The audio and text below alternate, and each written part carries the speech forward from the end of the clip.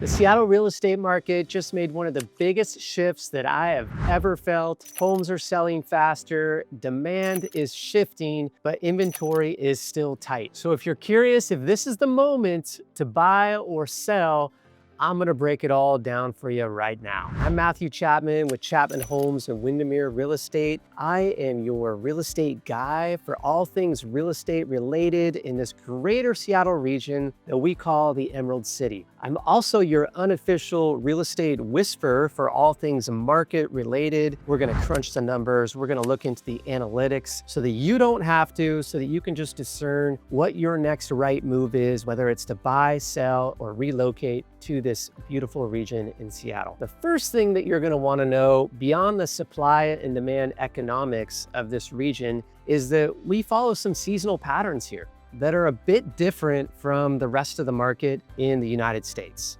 And so we're gonna get into that in Seattle, and it really looks like this. So things tend to be slow during the holiday season, and then they pick up right in January, and then they start surging all the way from the spring market all the way up until Mother's Day. And then things tend to plateau just a little bit, especially price-wise, and the crazy escalations that we see, those tend to slow down right after Mother's Day. And then comes the summer months, which in summer, let's be honest, we get a lot of rain here in Seattle, and Seattleites just want to play in the sun. They're camping, they're boating, they're hiking, they're doing their things. And guess what? That means that their mind is not preoccupied with real estate. So in the summer months, things tend to be a little bit slower here in this region. And that's different from the rest of the nation when things tend to really pick up in the summer months around most of the US. And then right around, the fall, mid-September, when people are back in school and the rhythms of life begin to be normalized a bit, that's when the real estate market gets another surge. And so things tend to pick up from mid-September all the way up until Thanksgiving, and then the pattern repeats itself again and again and again. But this year was different. Things did the normal slowdown right after Thanksgiving. That was the same, but right around January 1st, when things typically surge the last 4 years, we did not see that. Things were sluggish. And we didn't see the crazy bidding wars. We didn't see the appreciation rates skyrocket. They were just flat. And we were all asking ourselves, what is going on with this market? And for a moment there, it seemed like things were kind of softening. Maybe prices were gonna go down a little bit. But then almost overnight, about 3 weeks into January, early February, it's almost like the market just woke up. And we started seeing the bidding wars again. We started seeing the multiple offers coming to the table. We started seeing decrease in the market times, and we were back just like that. So the greater Seattle region saw this shift because we thought things were gonna soften there for a little bit. And it didn't really follow the same pattern as the last 4 years. Instead, it's like somebody turned on the light switch about 3 or 4 weeks into January, early February, depending on what price point you're on. And then it was just like full throttle. And we are on, and the market is back, and things are a bit normalized now compared to what we've seen the last 4 years. And the question is what happened? Why the delay? Why the sluggish start to the first of the year, and then all of a sudden this delayed start of the market taking off? And there's really 3 main reasons that I want to share with you of why we've seen this increased market activity. First of all, the demand is surging. For example, just a few weeks ago was the first time I wrote an offer when there was 17 other offers on this listing. And the good news for my buyer is that they won, they got their dream house. They're so excited. We did a walkthrough yesterday on it, and they're just thrilled to the moon. They can't believe they won, and they beat out all these other offers. And we had a great strategy in place, and part of that was price, but it was also the terms that we used. And there were 3 other offers out of those 17 that were willing to go head to head with us on price. And so there were some other factors at play, but just the fact that there were 17 people wanting to buy this house, I haven't seen that in several years. And so that tells me that there's just a crazy pent-up demand happening for houses in this region. And specifically, if you look at the weekly stats of the demand, we're seeing that it's really increased by about 28% in just the last 2 weeks in King County itself. We went from 665 to 745 pending sales in King County in the last 2 weeks. And that feels like it's just the start. And actually what we're seeing is buyers are returning after their long holiday pause and maybe a little bit of a Super Bowl hangover. And now the demand is really picking up. I actually think that a lot of this had to do with the uncertainty around the economy. Mortgage rates are still pretty high, and the inauguration. People were just kind of waiting to see how this plays out. And now it's kind of business as usual. Things are back to normal, and they're following the pattern here in this Seattle region. Also, on a very hyper local level, we've seen more homes on the market this year than we did last year. And so I think there may have been some of the buyers just thinking like, hey, maybe something better is going to come along. We have time to wait this out. And so they weren't really quick to pull the trigger because maybe they were expecting even more listings to come on the market. But once they realized that's not happening, that we've kind of leveled off on the number of listings, I think they started being more and more willing to put offers on properties, and you saw the pending listings start to go through the roof here. So you saw some hesitation there with the economic uncertainty, the interest rates still pretty high, the inauguration, the increased number of listings, that all caused some hesitation, but that hesitation wore off quickly, and now buyers are back to the table, and you're seeing homes that even were on the market for quite a while, those are now selling fast. For example, I was in a situation where the home was on the market for about 3 weeks. We thought we were going to be the only offer.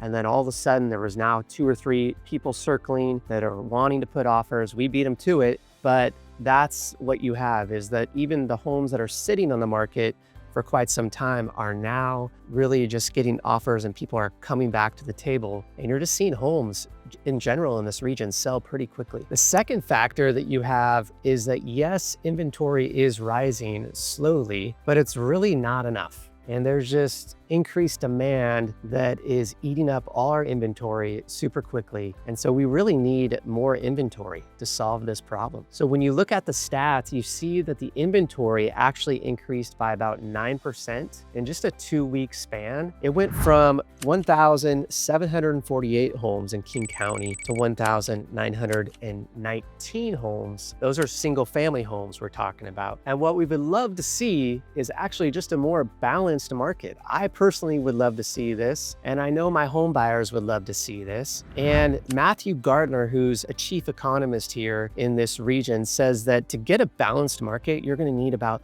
7,000 to 10,000 homes on the market in King County. We're just nowhere near those numbers. And so we just have too much demand and we don't have enough inventory. And that's a reason for a little bit of this surge that we're encountering right now. Now, I will say that we're actually up with home sales compared to last year. We're 10% higher than the year before in terms of inventory levels, which is great, but we need to see more of that. We need to see it keep rising. And the demand that we're having now is definitely not going to lead to more active inventory. And so what this means for buyers out there is that the single family homes that are dialed in, that are market ready, that are ready to go, are selling really quickly. They're selling in 5 to 7 days on average. And the homes that just aren't moving, really there's usually something going on there. And that usually follows the UNO strategy, which I'm going to share with you now. So those homes that aren't selling are either going to be a very unique property, which is definitely going to lower demand.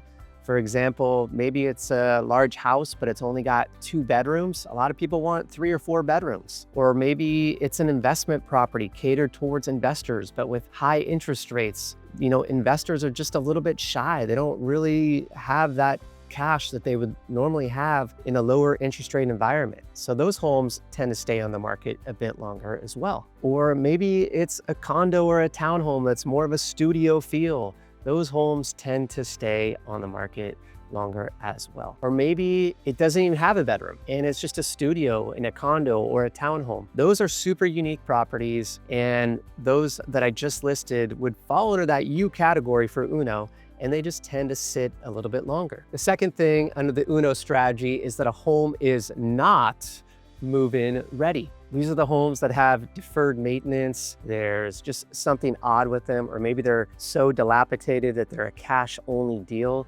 Of course, those types of homes with deferred maintenance are going to sit on the market much longer than those market-ready homes. And finally, for those homes that aren't selling immediately, most likely they're probably just an overpriced home, or it's just a combination of all those three that leads to long market times. Now, I will say that if you're a buyer out there and you're looking for a deal, these are the types of homes that you should probably be considering. And the third factor that we need to look at in terms of what's going on in the market right now really is market time. How long are homes staying on the market? And what we're seeing right now is that the market time is plunging drastically. And we're seeing a lot of homes sell very quickly here in this region. I often advise my clients that for the homes that they really want, they typically go on the market on a Wednesday or Thursday in this region, sometimes Friday, but mostly Wednesday and Thursday. And they are gone by Monday or Tuesday. They often have what's called an offer review date set for Monday or Tuesday. But sometimes the homes don't even last that long. Like they'll get early offers, aggressive early offers. So you gotta be ready to strike if you see your dream home. You gotta be ready. You gotta be communicating with the other agent. Your agent should be doing that for you, which is something that I do with my clients so that I can get a pulse on the market and make sure you don't miss out and they don't accept an early offer because maybe you're waiting for Tuesday, but that house could be gone by Saturday. Now, Zillow just came out with their top 10 predictions for the hottest market in 2025. And the Seattle region was not on the list. And I gotta tell you, I was a little surprised by that because we're a pretty hot market right now. And historically, we have been a pretty hot market for the last several years. And I will say that the chief economist, Matthew Gardner, who I referred to earlier, he's saying that our market is going to remain strong. So we're expected to see appreciation gains this year, depending on the neighborhood and the region, anywhere from 5 to 10%. And so those are good gains. And this is a very solid market that we're in right now. So what does this mean if you're a buyer right now, or maybe you're relocating to this region and you want to buy a home? The first thing I would say is don't rush the process. You don't want to do that. You want to be informed. You want to sit down with your realtor for a half hour to an hour and go over the buying process and what the market's doing. Have them share their screen with you. This is what I do. I show you all the sold properties from list price to sell price so that you can get educated on the market, really. But what I will say is that while you don't want to rush the process, if you do find that dream home, you want to be prepared because hesitation could cost you. If you're not ready to make that offer, there's somebody else in line that is. And so we want to get you ready. We want to make sure that you're prepared and you want to strike if you see that home so that you don't miss out on your dream home. And if you're a seller right now, there's two things that you need to really consider. And that is, number one, you got to price your home right. You got to hit it on the bullseye. You don't want to price too high. You don't want to price too low. You want to price it really at the market value and then just let the market do the rest. And the second thing that you should know as a seller is that you really have to invest in preparing your home well. Yes, you need to do the staging and you need to get the good photos. Don't just take them on your iPhone, but you need to get a professional photographer out there. But also you should probably, do the little things that shine up your house before you put it on the market. And I have a list of things that I usually recommend that my sellers do to make it shine. And so you could, comment below or message me and what are those things, and I'd be glad to share those with you as well. So before we close, I want to touch on a couple more things about the market here in 2025, especially for those luxury buyers. If you're in that top 10% and you're looking to purchase a home that's $3 million or more, you should know that demand is surging there as well. In fact, in just the last few weeks, we've seen demand surge by as much as 35% for the luxury market. And about half of those homes are selling in 15 days or less. So you might think because you're a luxury buyer that you have a lot more time, but if it's a great luxury home, it's just not true. It's going to sell in 15 days or less. And if you're wondering what's going on with mortgage rates right now, they're hovering right around 7%. They're just being stubborn. We wish they would go lower. And the experts are predicting that in the next couple of years, they're probably going to go down to 6%, maybe low 5s. But I'm starting to doubt that now, maybe mid 6s. But you should know that these interest rates are here to stay. They're not going to be drastically lower like back in 2021, 2022. The 2 and 3% interest rates are gone. This is kind of the new normal. So in summary, what we've seen in the greater Seattle region is that the market has shifted, but it's really shifted back into place of where it's been for the last 4 years. And that's a competitive market, and it's short market times, low inventory, multiple offers. You really need a good strategy to succeed in this market. And if you're wondering, how many offers does the average agent write before an offer gets accepted? It's actually in this region, it's about 6 to 8, but I average about 1 to 2 offers. And as you just heard from my previous example of 17 offers, we came out on top. That was the very first offer that my clients wrote, and they were first-time home buyers. So if you want to book a call with me, I have a link below. It's just a 30-minute intro call to the home buying process where we can strategize and come up with a game plan that's right for you. So I'm Matthew Chapman. Thanks for watching this video. Make sure you subscribe and that you like, and I'll see you next time.